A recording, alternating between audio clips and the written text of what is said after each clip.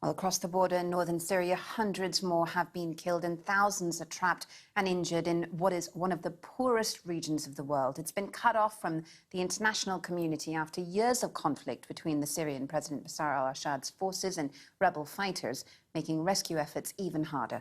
Our chief international correspondent, Lise Doucette, who has reported extensively from Syria, has this report. A Syrian village which vanished in minutes. Besnaya. Its people are all that's left standing, those who survived. So many didn't. All along this area next to Turkey. Still now, many families now are under the rubble. Our team's trying to save them. It's a very difficult task for us. We need help. We need the international community to do something. Families shaken from their sleep just after 4 a.m. by a powerful earthquake whose epicenter is just across the border. In the dead of night, rescue workers known as White Helmets race to help, pulling this young girl from the rubble. This is work they know well. Idlib, the last rebel-held enclave, has lived for years with ferocious bombardment by warplanes of the Syrian military or its Russian ally.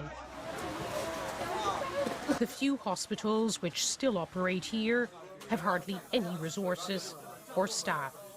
Now they're overwhelmed. We received hundreds of casualties. Really, we need urgent help for the areas, especially when we are talking about medical help. These patients were already living on the edge in a war zone, displaced time and again for more than a decade. Now they've been knocked down again.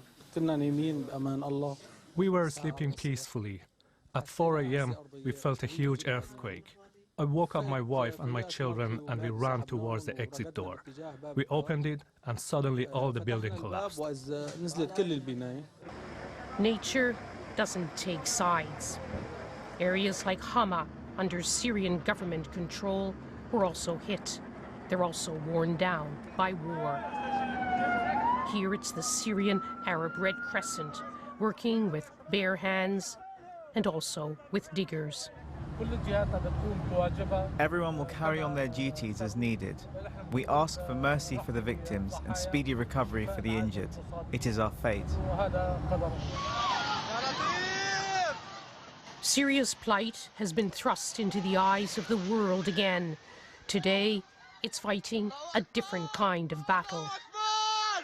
The international community has failed Syria for many years. This is an opportunity to try and put that right. This is a moment, I think, to put principles over politics, to really look at ways that they can show solidarity with those who are on the ground, and make sure that Syrians, who've been going through over a decade of crisis now, do get the support they so desperately need. Long-suffering Syrians have felt forgotten by the world. Reaching people across this broken country will be hard. But this disaster may make the world care again. Lise Doucette, BBC News.